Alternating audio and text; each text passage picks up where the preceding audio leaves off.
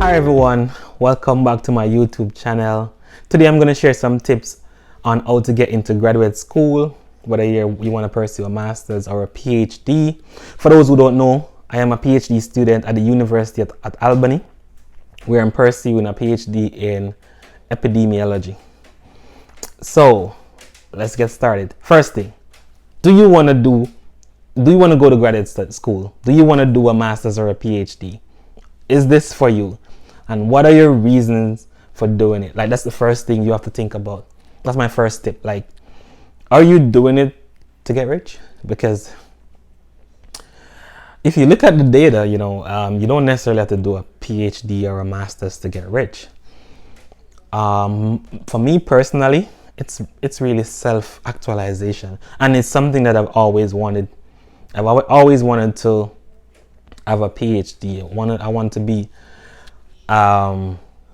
wanted to receive the highest level of institutional education, and so I'm not necessarily doing it to get rich. Another reason why I pursue graduate school is just that security, like knowing that I can always go back to using my degrees if anything and I'm trying to fail. Because for those who watch previous videos, I'm on a mission to make $1 million US, and so I made the necessary steps and put certain things in place so that if I should fail on my quest, I have things to fall back on. And that's just my strategy. Other people kind of do their thing different. So let's get into it. That's the first thing. Why do you want to do your graduate studies? Then when you have decided that, you have to start doing some research, like where you're going to study, where are the schools, what degree you're going to do. For me, it's public health. I have a master's in public health, and so I have a vested interest in the field. So I wanted to pursue my PhD in public health, specifically in epidemiology. And so I'm in New York, so I naturally look up schools in New York. So the schools I applied for were University of Albany, in Albany of course, University of Texas, Florida International University, Louisiana State University, Tulane University, that's in Louisiana as well. I don't know why I applied to 2 schools in Louisiana, and it's not like I even want to go to Louisiana. And I applied for Loma Linda School in California. That's actually a Christian university. Yeah, that application was interesting. So I applied to around 6 schools, and I got accepted in around 4 of the 6 schools, and I was offered full scholarship from 2 of those schools, the University at Albany and Florida International University. They offered me full scholarship. So how did I do it? So I research these schools. I look at their program. So if you're looking at a business degree or you're looking at a science degree, you want to go on that department website and you want to do your research to see the different details, the requirements, the different research interests. Because in graduate school you're going to do research, so you have to look at the different studies and research that the professors are doing. And so yes, another thing, you have to have a research interest. So what topic are you interested in doing research on? It doesn't necessarily mean that this topic you have to do this topic like you're bounded to it. No, but you have to have some form of interest, and you have to kind of show that interest to the department when you're doing your application. So I did my research and I settled on the schools that I'm going to apply for. And one thing that I did was I reached out to potential supervisors. So you don't necessarily have to take this step, but I think it's really, really important, and it strengthens your application. So what I did was I went on the University at Albany department website, and I look at different professors, what research they're interested in doing, what are they doing, and then I look to see which research interests kind of align with mine. And so I saw this professor, and I emailed her, and I'm gonna give you like a summary of what I said to her. before I even do my start writing and submit my application, I reached out to this professor and I said, "Dear professor," so in this subject I have prospective PhD student Patricia Tyrrell, that's my name. And then I went on to say, "Dear professor," and the professor name, "my name is Patricia Tyrrell. I'm an epidemiologist at this company. I completed my master's in public health and I have a GPA of 4.0. My background is in statistics and I'm planning on pursuing a PhD at the University of Albany in fall 2021. And I would like my dissertation to be based on child health." So I mentioned child health because I'd seen where she had done some research in child health and a lot of her study are based, and her research interest is child health. So as I mentioned before, you have to find people that their research is aligned with yours. And my research, my topic was that I wanted to pursue was looking at asthma and allergy in children. So you can see how that kind of aligned with her interest as well. So I indicated to her that I've developed this interest because there are not many studies done in my country, Jamaica, and I would love to use my statistical background to contribute to the health and well-being of children. In the next paragraph, I said to her, I hope you don't mind me getting in touch, but I would like to inquire whether she's currently accepting graduate students. So that's one thing I wanted to know. Or is she actually actively accepting graduate students to supervise? And if so, I would be willing to meet with her or talk with her over the phone or email about my graduate plans. And then I mentioned to her that, I did my research. I went through the department website. I see where it's aligned with my goals, and I've seen in studies, I've seen her publish studies that I'm very much interested in. And she had published a study actually looking at allergy in children, and so I indicated that this perfectly aligned with what I wanted.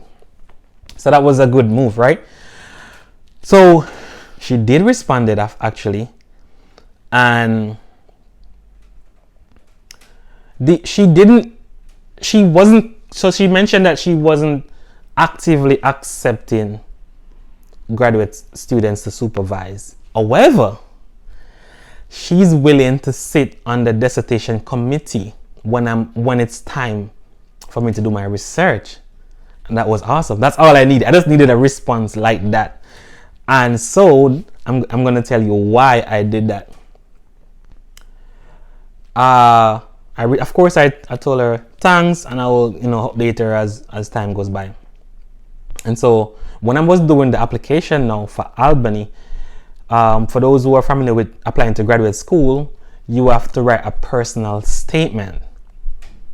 In that personal statement, each school have different requirement. It's statement of purpose, or it might be termed different for some people.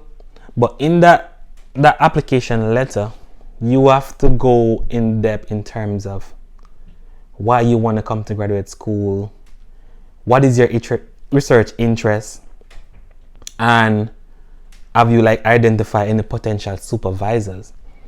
And so I'm going to kind of summarize my statement of purpose that I submit to the University of Albany, so you can get an idea of what I said.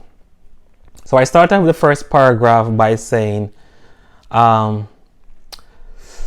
central to my career aspiration is to become a distinguished epidemiologist recognized for my hard work and dedication and making significant contribution to the field of public health. That was my first line.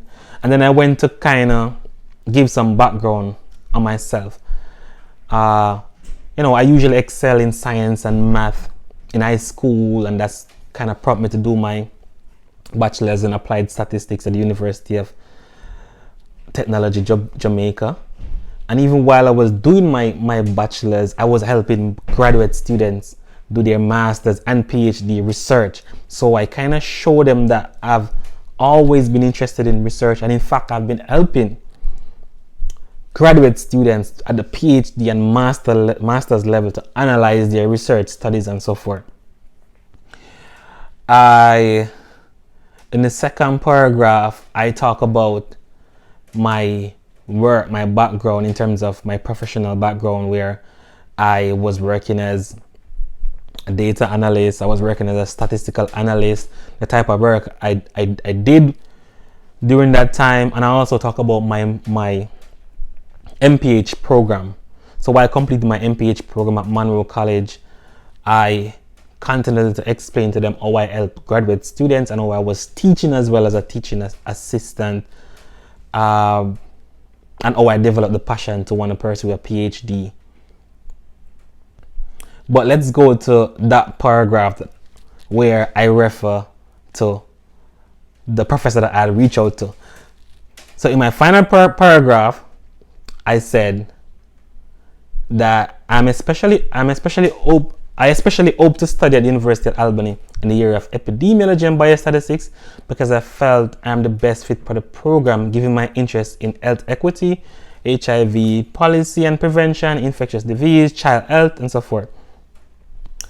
I received a favorable response from Professor when I contacted her requesting her expertise in working with me doing my PhD studies. She was unable to accept, but she stated that she's willing to serve on the committee when I begin my dissertation process. Now, this shows that I did my research. I not only just quickly scan through the university website pages. I actually identify a professor that had similar interests, and I reach out to that professor, and I got a favorable response in that she would be willing to sit on the dissertation committee. So I feel like this had a lot of weight on my application. Again, I wouldn't know in terms of like the comparison, but I got accepted, right? So I'm kind of giving you the winning formula right here, so just work with it. And I also indicated that I was willing to I'm interested in being a teaching assistant if given the opportunity, and all of that. So just a summary of my statement of purpose. I can always share it with persons who are interested. So yeah, so that was basically my statement. And so how I applied to these schools, I use an application system called SOPHAS. I don't know how they pronounce it, but it's SOPHAS. So for those people who are interested in public health, there's a centralized system that you can use to apply to many schools with one application. Each school might have different requirements in terms of you have to write separate statement of purpose and separate application specific questions, but your references, your transcript and all of those stuff, it can be sent to many different schools. I also got accepted to Florida International University. So the funny thing is that I had actually accepted Florida's offer because they gave me the offer quicker than Albany, and it was around 20 something thousand in scholarship, and it was actually in biostatistics. And my statement of purpose was quite similar as well. And I was actually getting ready to move to Florida from New York when Albany reached out to me, and I'm like, all right, I'm sorry, Florida, I'm not gonna bother come. Because I feel like I didn't want to leave New York. Again, you remember in the beginning I was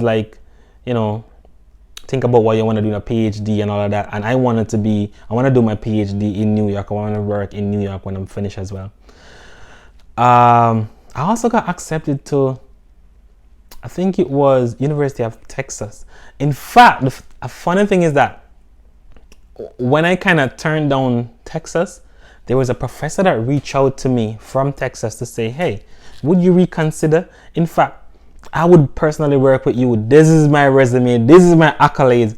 They were actually trying to get me it's like the script was reversed. They were applying to me to come there. So that was a good feeling, and I indicated that I already firmly accepted another offer. Loma Linda was a school I applied to as well. It was a Christian university, and the questions were much different. I didn't submit a statement of purpose, but I answered like several questions that asks about basically how I plan on incorporating, like, you know, my religious and spirituality into my studies and all of those stuff. They were also interested in me studying there, but ultimately, again, I accepted the offer for University at Albany. And so, in summary, like, one, why do you want to go to graduate school? Identify those schools. Do some research on the programs. Do some research on the people in the program, the professors in the program, and then reach out to potential supervisors. Put together a strong application with a statement of purpose. Make sure you answer those questions if they are like guiding questions. Also, get good references. That's something I kind of left out.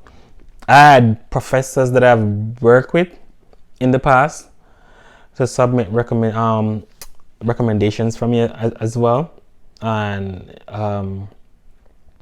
co-workers and professors. Professors that are well published as well I use. So I believe I had really good recommendation as well. What else? What am I missing? I think that's it. Remember to like, share, comment, subscribe.